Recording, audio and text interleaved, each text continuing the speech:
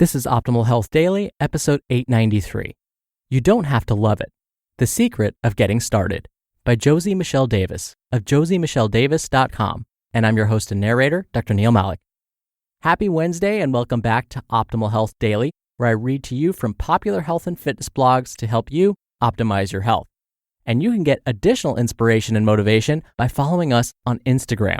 Just search for Old Podcast to find us. Now, all this month, I've been doing a little bit of holiday trivia pretty much every day, except Wednesdays. That's where I go back to sharing a little bit of inspiration. And so, since today's Wednesday, I'm going to give you an inspirational quote instead of some holiday trivia.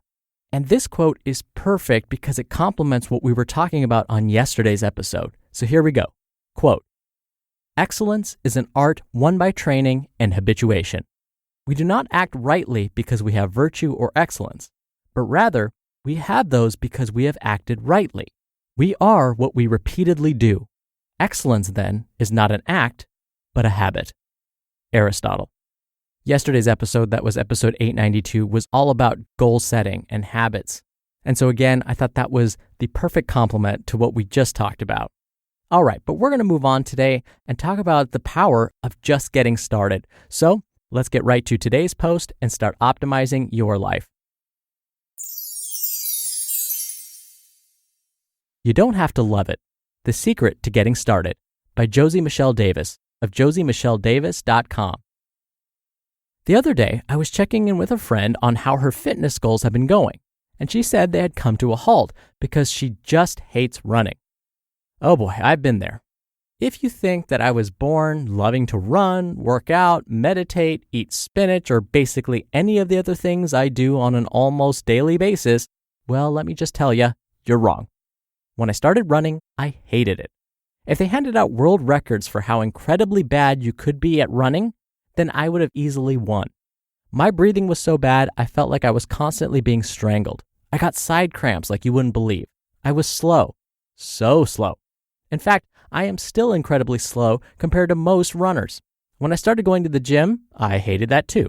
I felt like everyone was looking at me, probably thinking about how I was using every single machine wrong. All I wanted to do was get the heck out of there. Don't even get me started on my switch to working out in the morning. That just felt like some type of cruel and unusual punishment. But I didn't stop running. I didn't stop going to the gym, and I didn't stop waking myself up at some ungodly hour to sweat first thing in the morning. Even though I truly and deeply hated these things and was legitimately bad at them, I kept up with them. I knew they would make me a better person long term, and they were part of a process of achieving bigger goals. And if I gave up, I would save myself the short-term pain, but set myself up for long-term frustration. I know that because I had given up about 1,000,000 times before, and it had only served to make me feel worse. You go to work every day, even though maybe you don't absolutely love it, right?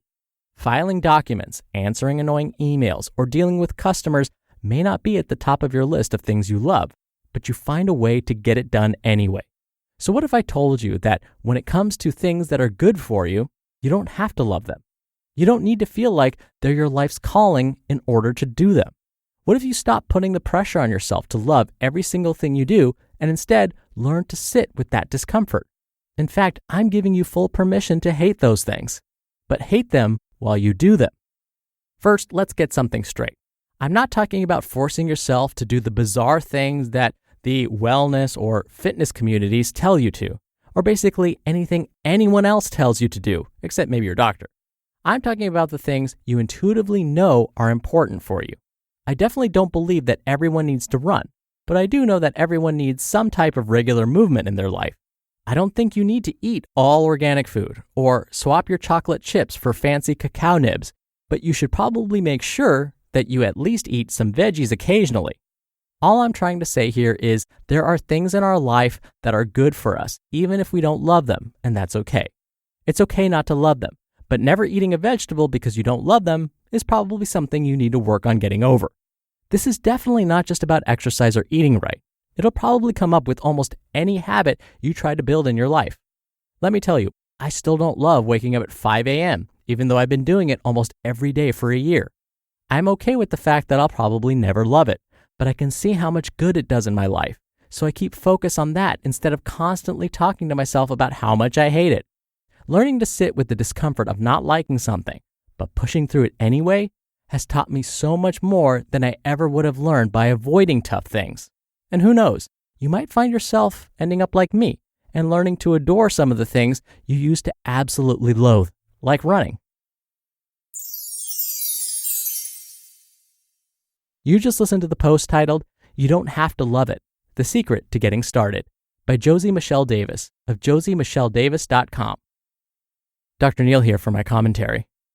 I've often said that when I work out at the gym, I tend to push myself to the point where I don't feel so good.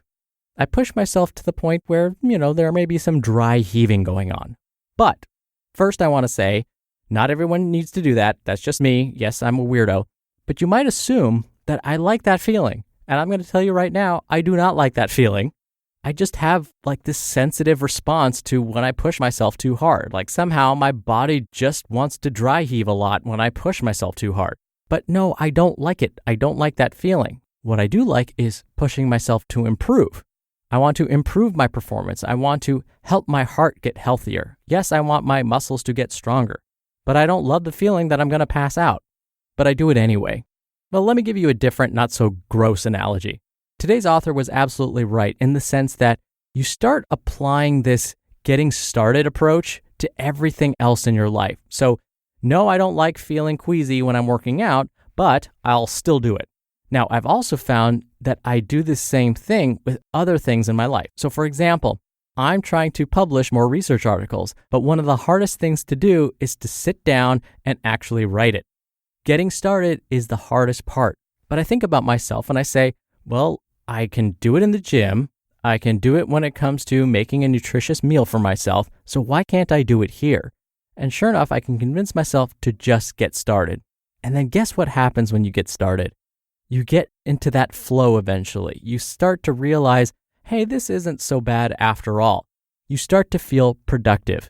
You start to feel good about yourself. And that momentum means a lot. When you start to feel better about yourself, it'll make it more likely that that behavior occurs the next day. And so we often say that just getting started is the most important step. And don't underestimate its power. All right, if you can believe it, that's 893 episodes down. Thank you so much for listening. And that's all thanks to you. Without you listening, I wouldn't be doing this show. There would be no point. So thank you so much for listening. Thank you for subscribing. Thank you for sharing this show with someone. I'll see you back here tomorrow where your optimal life awaits.